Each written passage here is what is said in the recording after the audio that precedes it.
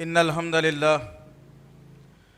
لله الذي نستعينه ونستغفره ونؤمن به ونتوكل عليه ونعوذ بالله من شرور أنفسنا ومن سيئات أعمالنا من يهدي الله فلا مضل له ومن يضلل فلا هادي له وأشهد أن لا إله إلا الله وأشهد أن محمدا عبده ورسوله أما بعد فإن خير الحديث كتاب الله وخير الهدي هدي محمد صلى الله عليه وسلم وشر الأمور محدثاتها وكل محدثة بدعة وكل بدعة ضلالة وكل ضلالة في النار.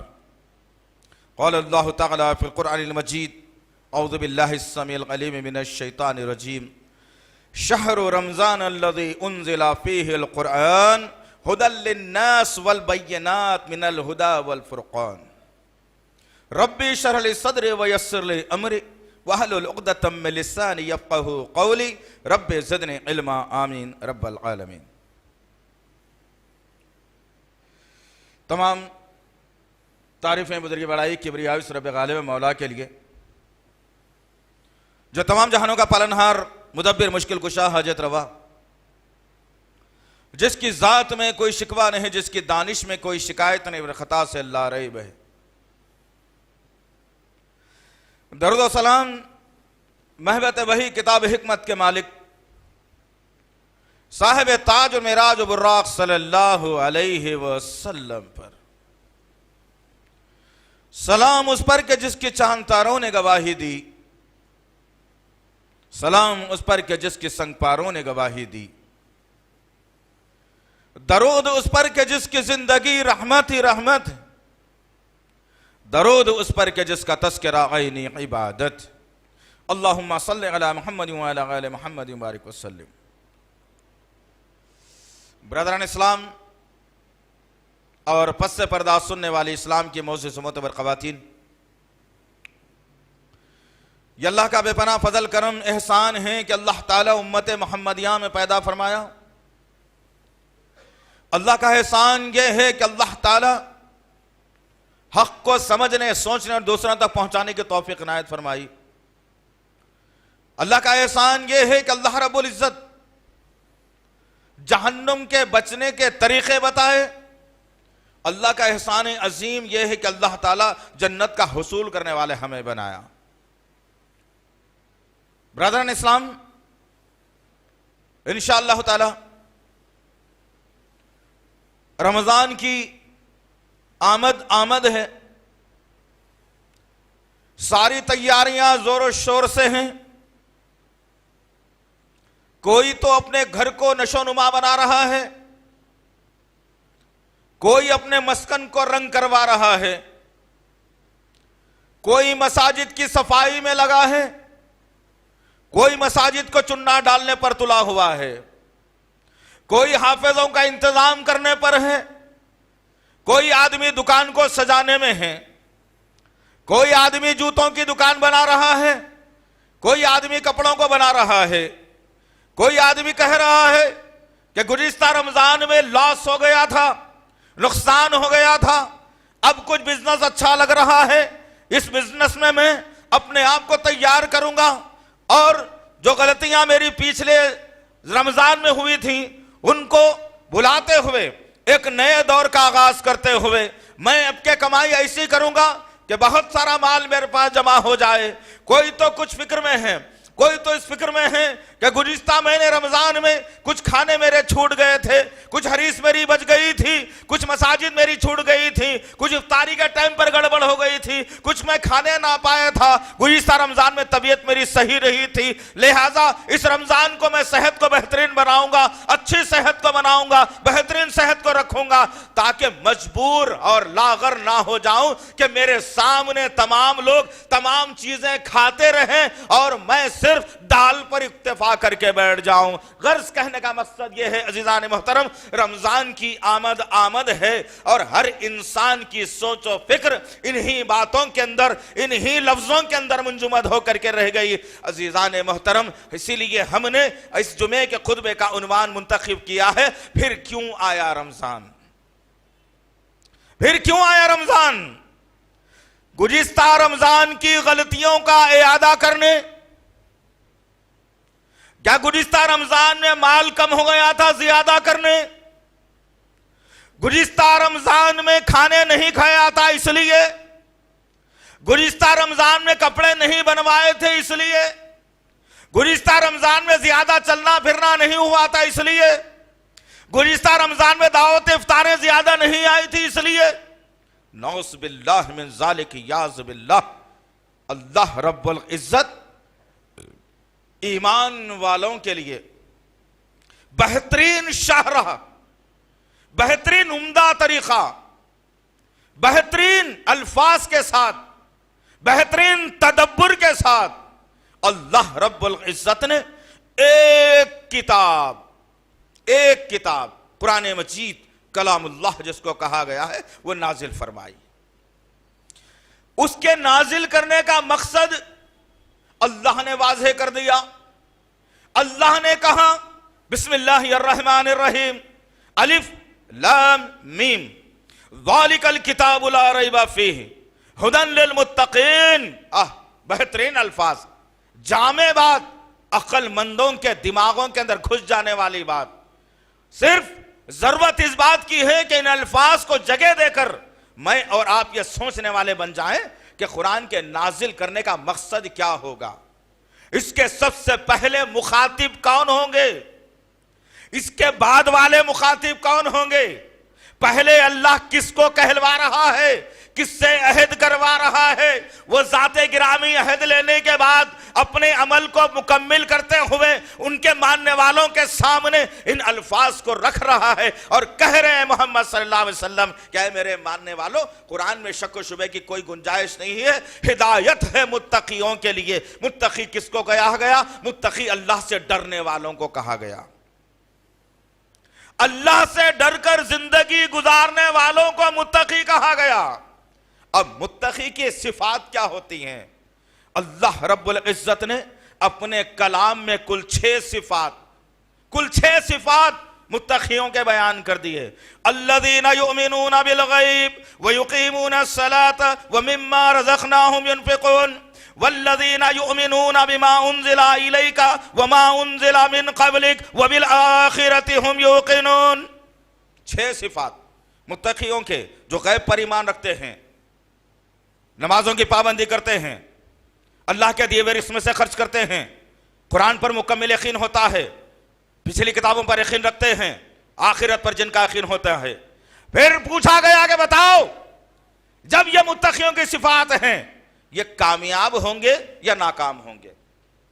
یہ کامیاب ہوں گے یا ناکام ہوں گے؟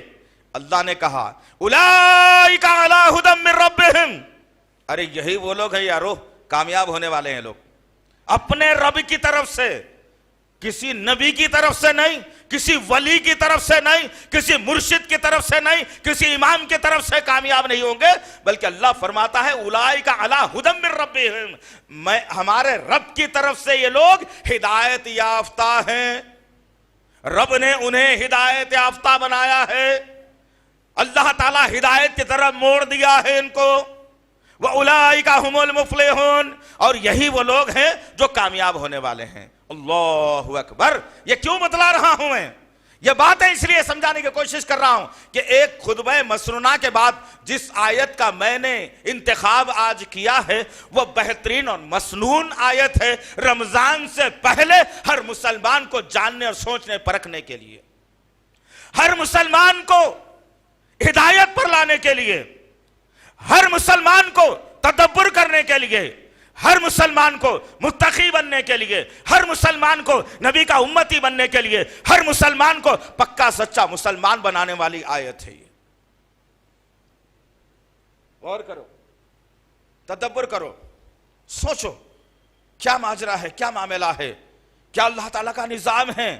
اللہ نے واضح کر کے بتایا کیا ماجرا اللہ نے بتایا ہے کہ متقی اللہ سے ڈرنے والا، اللہ سے پناہ مانگنے والا. اس آیت کے، اس قرآن کے، اس وحی کے سب سے پہلے مصداق، سب سے پہلے جن کو املا کروایا جاتا تھا دنیا میں وہ محمد صلی اللہ علیہ وسلم ہے.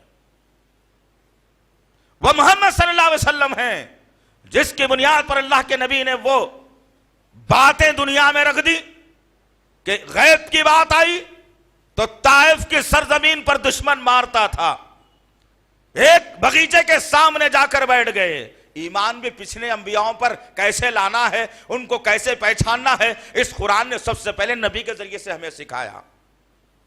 جب طائف کی سرزمین پر مارا گیا، زخم جسم سے لہو رس رہا ہے، سارا جسم زخمی ہے، ایک باغیچے کے سامنے بیٹھتے ہیں۔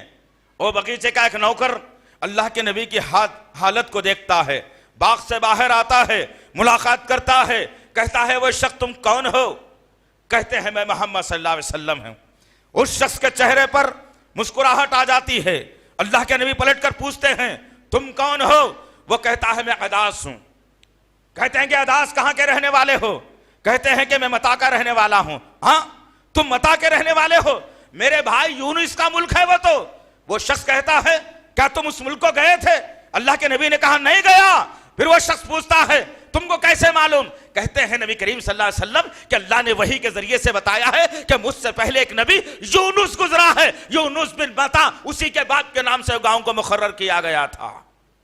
اللہ کے نبی نے یہاں تک بتا دیا کہ پچھلے نبیوں کو کیسا پہچاننا چاہیے۔ یہ قرآن ہے، قرآن عزیزان محترم، آج اس قرآن کو چھوڑ دیا میں نے اور آپ نے تو اب دیکھیے اخبارات کی سرخیاں آنے والی ہیں، یا بہت سارے لوگوں کے زبان سے آنے والا ہے، بہت سارے واٹس ایپ پر چل رہی ہے کہ اب پتہ یہ چلے گا کہ رمضان کیوں آ رہا ہے میری زندگی میں۔ میں نے حالات کی بنیاد پر، واقعات کی بنیاد پر، اپنے نفسانی خواہشات کی بنیاد پر گزشتہ رمضان کو ضائع کر دیا تھا، مغفرت طلب نہیں کی تھی، اللہ کا پسندیدہ بندہ نہیں بنا تھا، اللہ کا تقوی اختیار نہیں کیا تھا، قرآن یاد نہیں تھی تو یاد بھی نہیں کیا تھا، یاد تھی تو آگے تک نہیں پڑھا تھا، بیماروں کی مدد نہیں کیا تھا، بیواؤں کی مدد نہیں کیا تھا، پڑوسی کو اچھا کھانا نہیں بھیجا تھا، لوگوں سے لڑا کرتا تھا، لوگوں کا تان کرتا تھا، شراب منہ سے نہیں چھوٹتی تھی، گٹکا منہ سے نہیں چھوٹتا تھا، سگریٹ میں برابر پیتا تھا،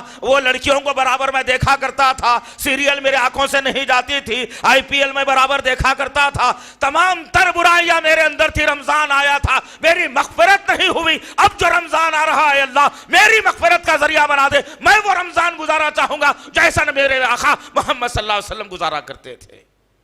کیوں رہا ہے رمضان؟ کیا وجہ ہے رمضان کو لانے کی؟ اللہ تعالیٰ وہ زندگی گزر گئی، اللہ حیات ناقصہ کو، یہ بدکار گنہگار انسان کی حیات کو اللہ تعالیٰ 1 سال کے لیے بڑھا دیا۔ ہو سکتا رمضان کے بعد میری موت ہو جاتی، یہ رمضان مجھے نہیں ملتا، وہ رمضان تو میں نے گنوا دیا، اب خبر میں کیا جواب میں دیتا؟ اللہ کے سامنے منحوس چہرہ لے کے میں کیا جاتا؟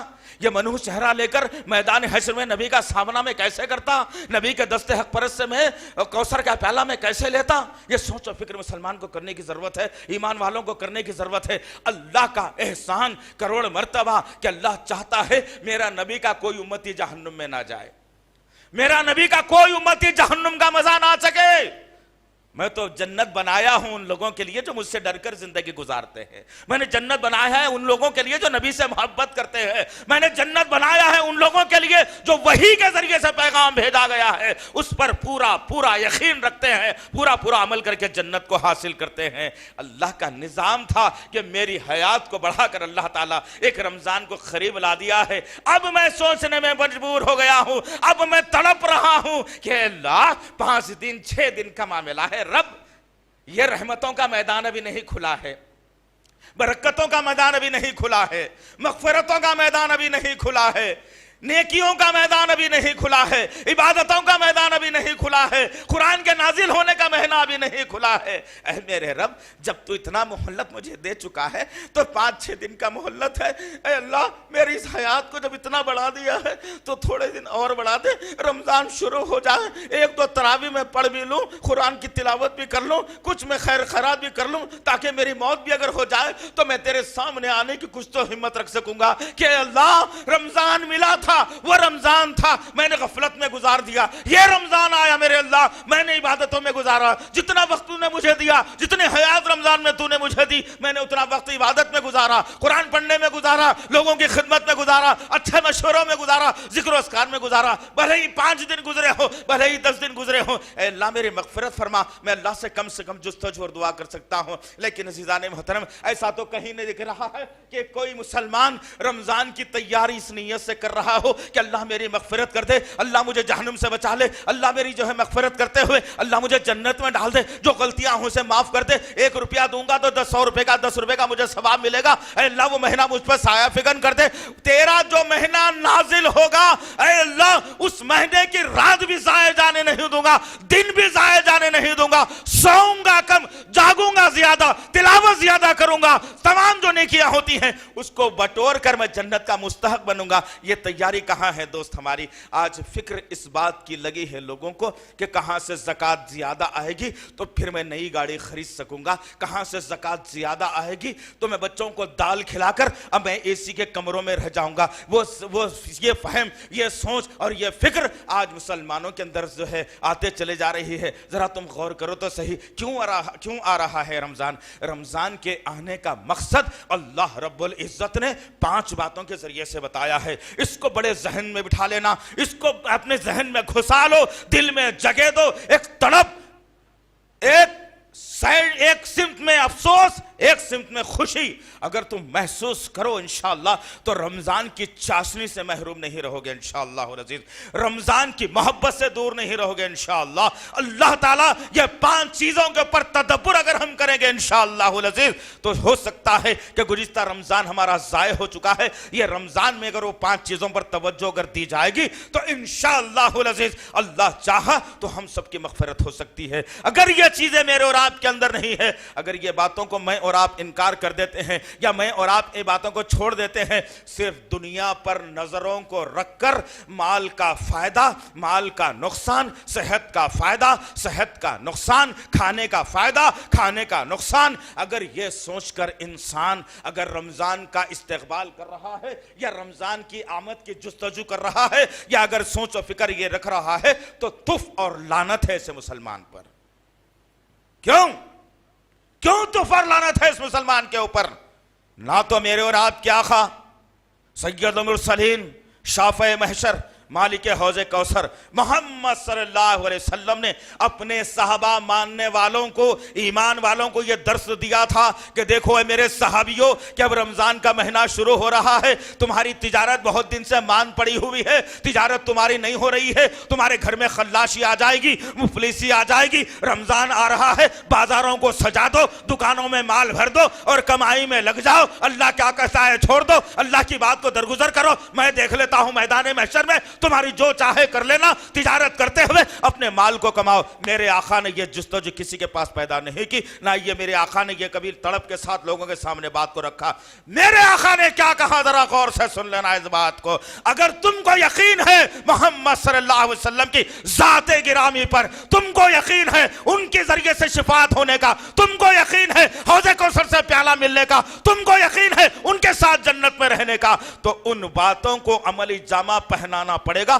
دنیا چاہے کچھ کر لے، دنیا چاہے کچھ بول لے، دنیا چاہے کسی سمت میں چلے جائے، میرا نظریہ میرے آقا کی زندگی پر رہے گا. کیوں میرے آقا کی زندگی پر رہے گا؟ اللہ نے قرآن میں واضح کرتے ہوئے کہا لَقَدْ كَانَ لَكُمْ فِي رَسُولِ اللَّهِ أُسْوَةٌ حَسَنَةٌ، کہ تحقیق کے اے لوگوں نبی کی زندگی میں تمہارے لیے بہترین نمونہ ہے. کوئی آدمی یہ سوچتا ہے کہ نہیں اب آ رہا ہے دکانوں کو سجانے کا معاملہ، کمائی کو بڑھانے کا معاملہ، راتوں کے جاگ جاگ کر نوٹ کمانے کا معاملہ، تلاوت کدھر گئی، ذکر و اذکار کدھر گیا، سحری کی برکتیں کدھر گئی، افطار کی برکتیں کدھر گئی؟ دعا استغفار کدھر گیا؟ پتہ ہی نہیں ہے۔ میرے آقا نے تو میرے صحابہ کرام کو کیا کہا تھا کہ اے لوگو، تم پر ایک مہینہ ایسا سایہ فگن ہونے جا رہا ہے، اللہ کرم کرنے والا ہے، اللہ رحم کرنے والا ہے، اللہ رحمتوں کی بارش کرنے والا ہے، اللہ مغفرتوں کی بارش کرنے والا ہے، اللہ گناہوں کو میٹنے والا ہے۔ تم 1 روپیہ دو گے تو اللہ تعالیٰ اس کو 70 گنا بڑھا کر دے گا۔ عام رمضان میں اگر آپ 1 روپیہ خرچ کرتے 1 روپے کا فائدہ ہوگا۔ رمضان کا مہینہ شروع ہوا، چاند نظر آ گیا مغرب میں، رمضان شروع ہو گیا۔ تراویح سے پہلے ایک آدمی کو 10 روپے خیرات کر کے دے دیا۔ اب سے 2-4 گھنٹے پہلے وہ 10 روپے کی قیمت 10 روپے ہی تھی، لیکن چاند نظر آ گیا، رمضان میں داخل ہو گیا، تراویح بھی ابھی نہیں پڑی، رمضان کا رحمتوں والا مغفرتوں والا مہینہ شامل ہو گیا۔ اس مہینے میں داخل ہوتے ہی وہ آدمی 10 روپے جو خرچ کرتا ہے تو اللہ تعالیٰ 70 روپے کا فائدہ اسے دیتا ہے۔ یہ جستجو ہونی ہے میری اور آپ کی۔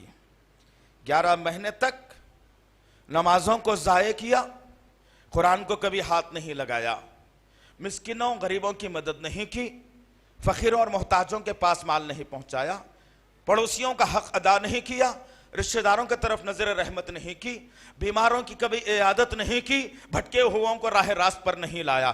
11 مہینے تک ایک ہی کام کیا ایمان والا اور مسلمان کہ مال کہاں سے آ رہا ہے، کہاں سے آ رہا ہے، کہاں سے کماؤں، کتنا جمع کروں، کتنا لاس ہو رہا ہے، کتنا پروفٹ ہو رہا ہے۔ مؤذن پکارتا رہا 11 مہینے تک، حیا علی الصلاۃ، اس نے کہا 200 روپیہ بھی کمانا ہے۔ مؤذن نے کہا الصلاۃ خیر من النوم، اس نے کہا صبح جلدی اٹھ جاؤں گا تو نیند خراب ہوگی، دکان پر جاؤں گا تو نیند کے جھونکے آئیں گے، گراہک سے صحیح بات نہیں کر پاؤں گا، لہٰذا اطمینان سے 2 گھنٹے کے بعد اٹھ جاؤں گا۔ 11 مہینے تک مسلمانوں کی حالت زار تو یہی رہی۔ اب اللہ تعالیٰ ایک بہترین موقع عنایت کر رہا ہے، رمضان کا مہینہ، اس مہینے کی پروگرامنگ بھی مسلمانوں کے پاس یہی ہے۔ کیوں آ رہا ہے رمضان؟ کیا وجہ ہے رمضان کو بھیجنے کی؟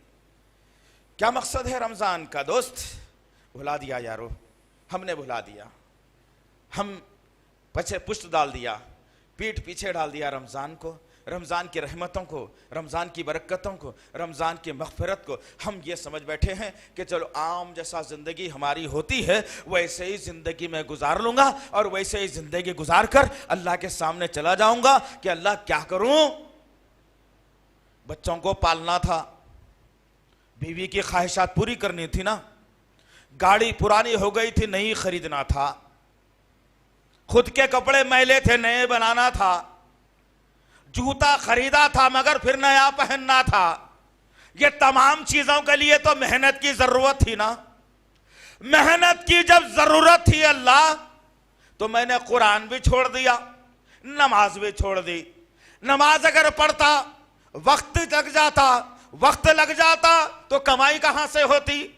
قرآن کو اس لیے چھوڑ دیا کہ قرآن پڑھتے پڑھتے طبیعت اکتا جاتی، یا جسم کے اندر کمزوری آ جاتی، یا نیند کا غلبہ آ جاتا۔ نیند کا غلبہ آ جاتا تو سو جاتا، تھک گیا تو سو گیا تو مال چلا گیا۔ اب مال جب چلا جائے گا تو عید کے دن بیوی کو نئے کپڑے کہاں سے بناتا، بچوں کو چپل جوتے کہاں سے دلاتا، خود کے لیے کپڑے کہاں سے بناتا، اچھے کھانے میں کہاں سے تیار کرتا۔ انسان اپنی سوچ کے اندر یہ فکر کو لا لیا، اور اسی فکر کے تحت رب پر ظلم کر رہا ہے، رب کا باغی بن رہا ہے، رب کی مخالفت میں آ رہا ہے۔ ذرا سوچو تم، آج ہر ذہن سے پوچھ کے دیکھ لینا کہ اب رمضان آ رہا ہے، یہ رمضان کی آپ کے پاس کیا تیاری ہے؟ آپ نے کیا جستجو کی ہے؟ کیوں آ رہا ہے یہ رمضان؟ بھائی کیا جواب ملے گا؟ کیا جواب ملے گا؟ یہی؟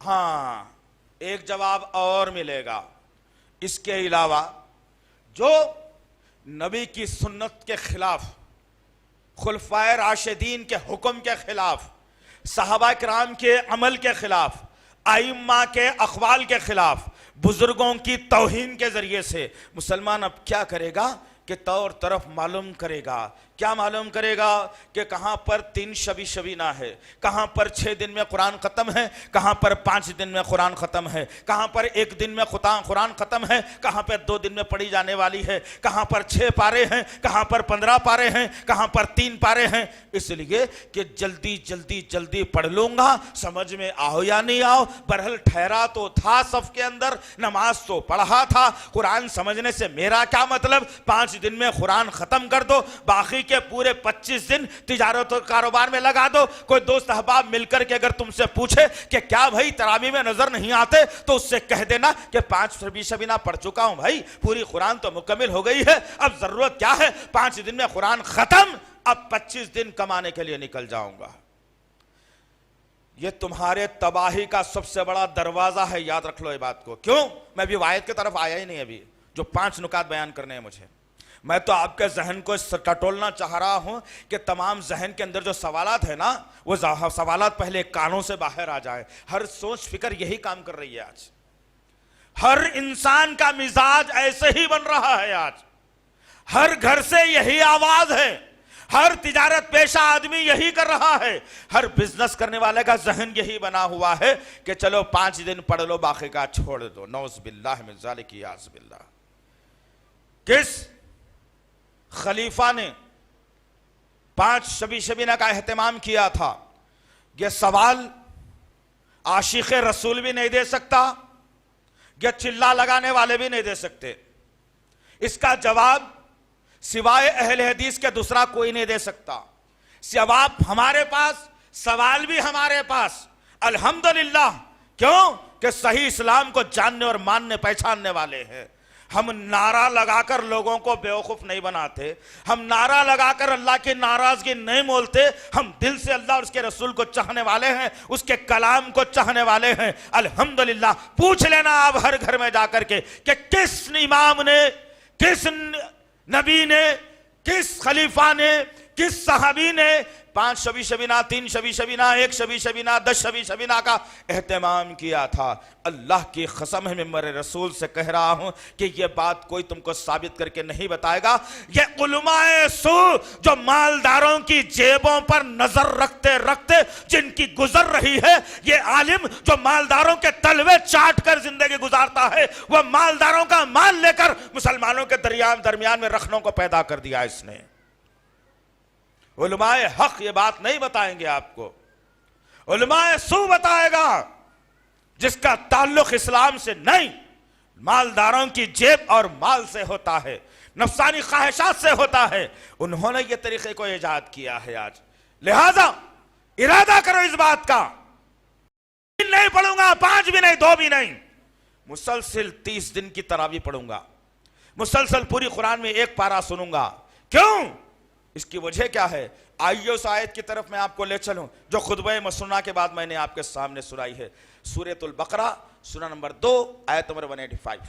اس آیت میں اللہ رب العزت بڑی جامع اور زبردست بات بتائی اور قرآن کی اہمیت اور مہینے کی اہمیت کو بھی ظاہر کر دیا.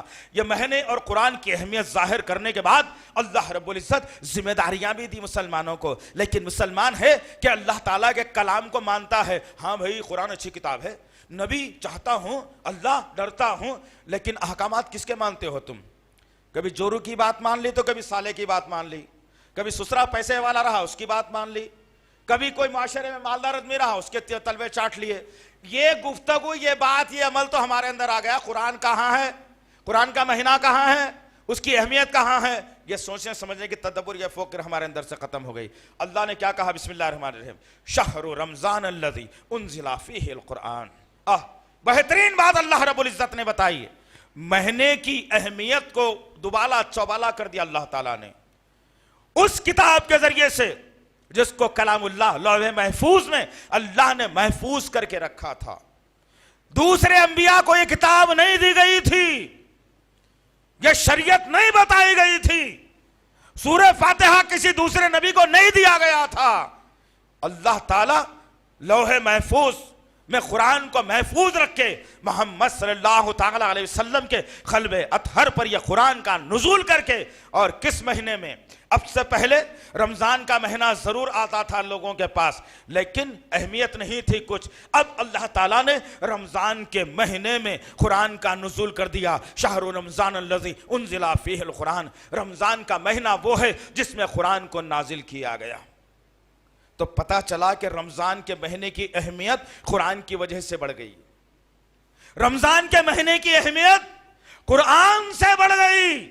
اور پھر محمد بن عبداللہ کہلانے والی شخصیت 40 برس تک لوگوں کے درمیان میں چلتی اور پھرتی تھی۔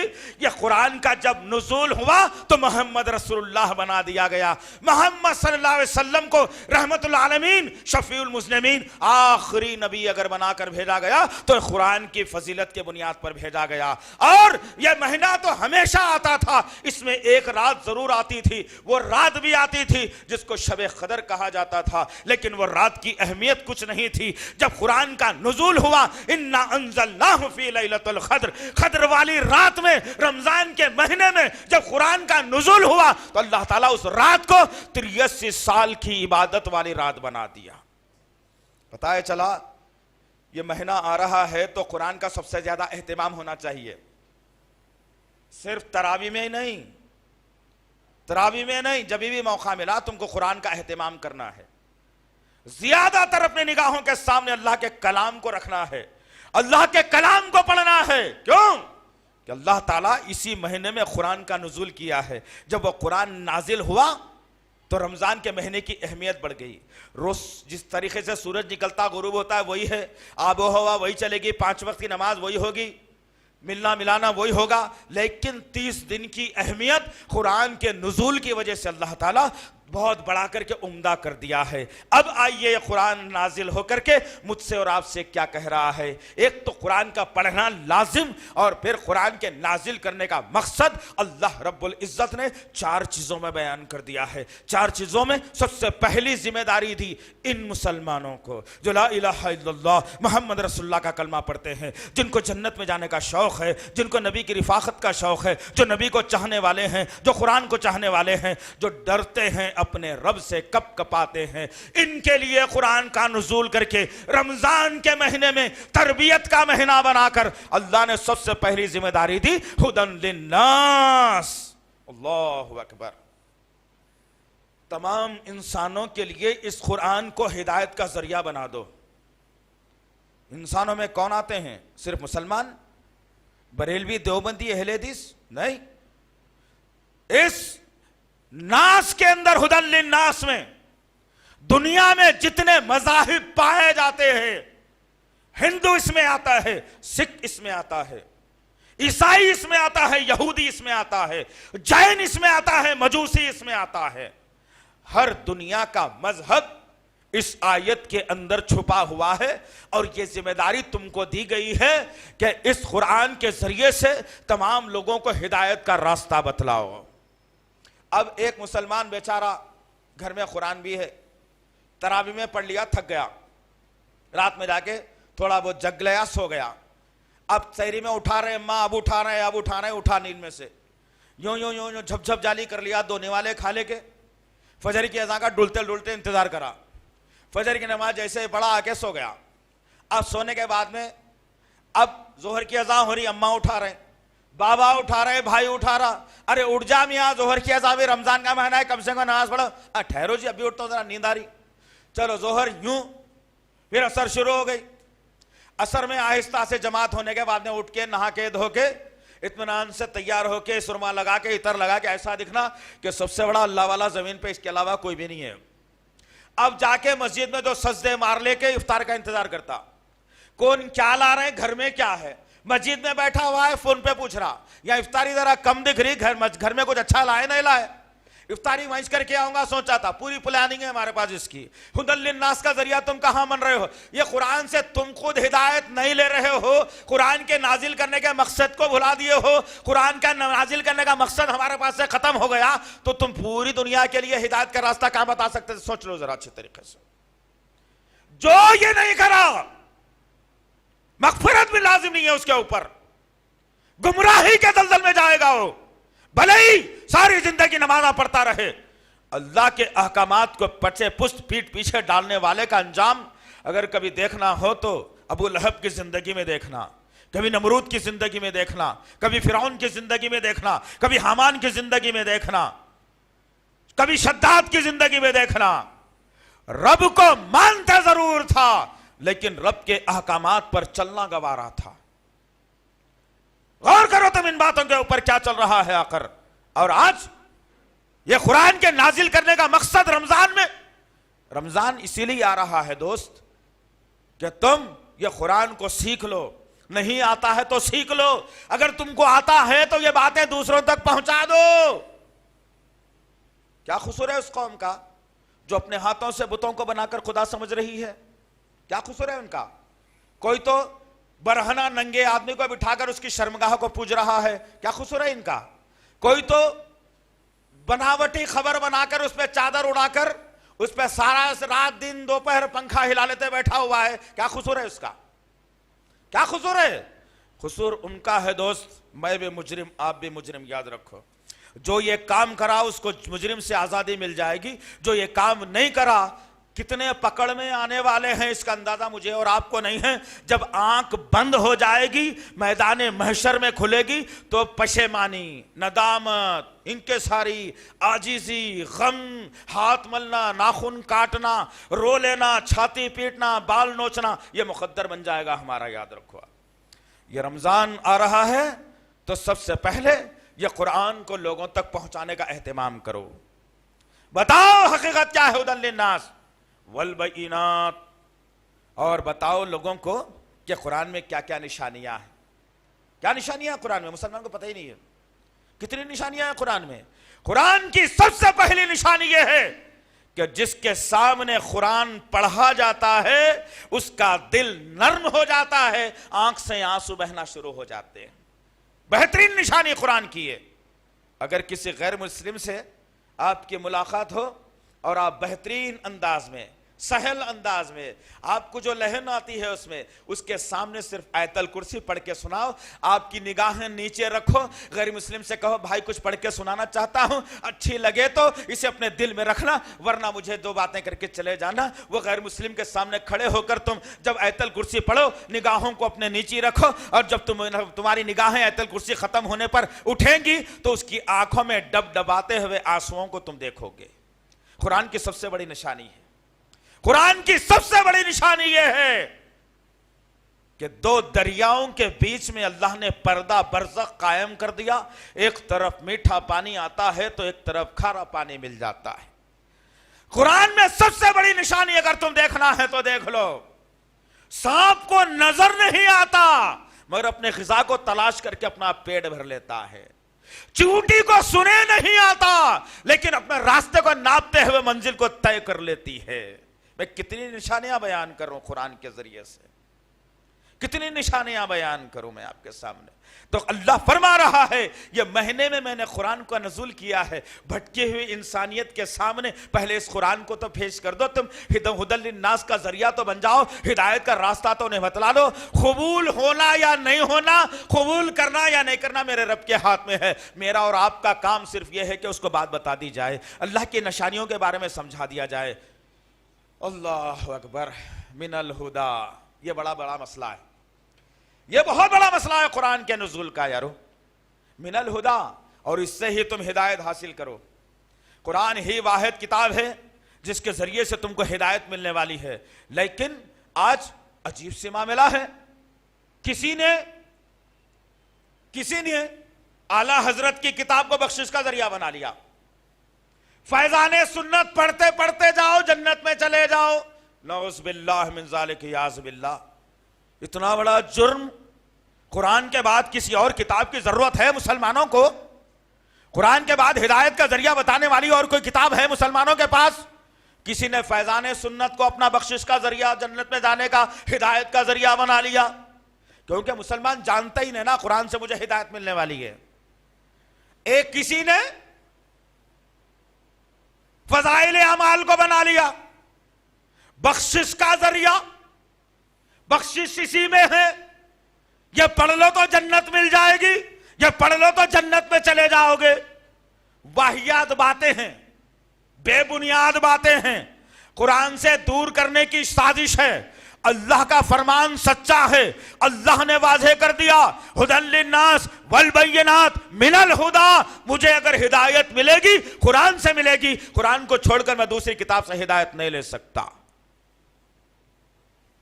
अबू दाऊद की हदीस है, अबू हुरैरा रज़ियल्लाहु ताला अन्हु रिवायत करते हैं कि कोई आदमी अगर कुरान को छोड़कर किसी और किताब से हिदायत लेना चाहता है, अल्लाह उसे बड़ी दूर की गुमराही में दाखिल कर देता है। और आज ये मेंढों की खसलत के लोगों को क्या मालूम भाई? खाना अच्छा जा मिला हुआ जाना मालूम, जोरू परेशान घर में, बच्चे भूख से नहीं बिलबिला रहे और इन्हों निकल गए पोटली दाल लेके। क्यों? कि नाकारा, बुज़दिल और निकम्मा आदमी जो होता ना, कमाने की जिसको ताकत नहीं होती, उन्हें शरीक हो जाता मां। उन्हें बोलता अब कमाने की जरूरत तो कुछ भी नहीं है, घर वालों को पड़ोसी देख लेता, मेरा खाना तो मुकम्मल हो जा रहा, निकल जाओ। तो हिदायत है ये हिदायत? अरे गुमराही के दलदल में है इंसान। ये कुरान ही हिदायत देने वाली है। और आखिरी बात बताकर अपनी बात को मैं खत्म कर दूंगा, वल फुरखान, और हक और बातिल के दरमियान में फर्क करने वाली किताब कलामुल्लाह कुरान मजीद, हक और बातिल के दरमियान में फैसला करने वाली किताब। और आज वो महीना आने वाला है जो फर्क करने वाला हक और बातिल के दरमियान में। वावेला चल रहा है भाई, 20 पढ़ना कि 8 पढ़ना, 20 पढ़ना या 8 पढ़ना। अब यह नहीं फिक्र हो रही है कि अल्लाह मेरे नेकियों को कैसे कबूल करेगा, अल्लाह गुज़िश्ता में नेकियां कबूल करा नहीं करा, गुज़िश्ता में मैंने गलतियां की थी रोजे में रह के अब नहीं करूंगा। यह फिक्र होने के बजाय सुन्नतों से इराज करते हुए इधर उधर के दुआने चाराने की किताबें पढ़ने के मौलवी बनने की फिक्र में है। नामुमकिन सी बात है कि 8 पढ़ना या 20 पढ़ना। इंशाअल्लाह ताला इसका भी पोस्टमार्टम नेक्स्ट जुमे में करूंगा इंशाअल्लाह, अगर हयात दिया तो। लेकिन आज सिर्फ ये बताना मेरा मकसूद है कि रमजान क्यों आ रहा है, क्यों आ रहा है रमजान? मग़फ़िरत के लिए, बख्शिश के लिए, अल्लाह की रज़ा के लिए, नबी की खुशनुदी के लिए, हौज़े कौसर का प्याला लेने के लिए, जन्नत में जाने के लिए, जहन्नुम से बचने के लिए। दुनिया में जो वक़ार हमारा खो गया है, ये वक़ार को बुलंद करने के लिए रमज़ान आ रहा है। जो इज्जतें हमारी खो गई है ना, उन इज्जतों को हासिल करने के लिए रमज़ान आ रहा है। दुश्मनों की पॉलिसियों को ख़त्म करने के लिए रमज़ान आ रहा है। बीमारों को सेहतयाब करने के लिए रमजान आ रहा है। भटके हुओं को राह रास्त पर लाने के लिए रमजान आ रहा है। माल में बरकत होने के लिए रमजान आ रहा है। लोगों की मदद करने के लिए रमजान आ रहा है। अल्लाह की खुशनुदी हासिल करने के लिए रमजान आ रहा है। तरबियत देने के लिए रमजान आ रहा है। हर वक्त मसाजिद को भरने के लिए रमजान आ रहा है। ये तरबियत को लेकर 11 महीने तक चलाने के लिए रमजान आ रहा है। रमजान इसलिए नहीं आ रहा है कि बेकार की गुफ्तगू में लग जाओ, बेकार की बातों में लग जाओ, बेकार की चुमगुज़ियाँ लग जाओ। बहुत सारे लोग तो ऐसे हैं बेचारे जो तरावी पढ़ने के बाद ऐसा दिखता कि बहुत बड़ा बोझ था जो हल्का कर लिया, अब चलो जरा चबूतरे में बैठ के 1-2 घंटे का वक्त निकालकर चाय बाएं करेंगे, ताकि वो जो रुकू और सजदे करे थे ना, उसका असर पूरा मिट जाए, खत्म हो जाए, वो इबादतें पूरे गुनाह में तब्दील हो जाए, फिर वो चबूतरे पे से पेंदा हटा के जाएंगे। होने वाला यही मुसलमानों का बदतमीजी, बद अखलाकी, इस्लाम से बेजारगी, नबी के तकालीफ से बेजारगी, नबी से मोहब्बत से बेजारगी, कुरान से बेजारगी, अल्लाह का डर और खौफ दिलों से निकल जाने की अलामत होगी है। वरना एक मुसलमान क्या करेगा फिर?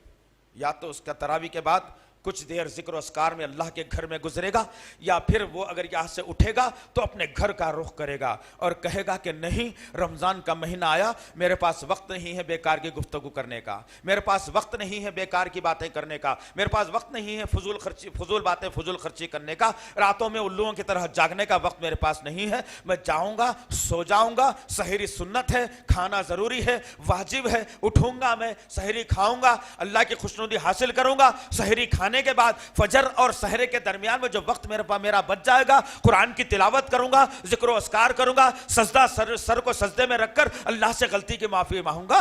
یہ ایک مسلمان کا طریقہ اور وتیرہ ہونا چاہیے جس کے ذریعے سے اللہ ہو سکتا ہے کہ ہماری مغفرت کرتے ہوئے اللہ جہنم سے بچا لے اور پھر مجھے اور آپ کو اللہ تعالیٰ جنت کا مستحق بنا دے. اللہ سے دعا ہے کہ اللہ رب العزت جو کچھ بھی کہا گیا ہے کہنے والے کو سننے والوں کو صحیح طور پر عمل کرنے کی توفیق عطا فرمائے.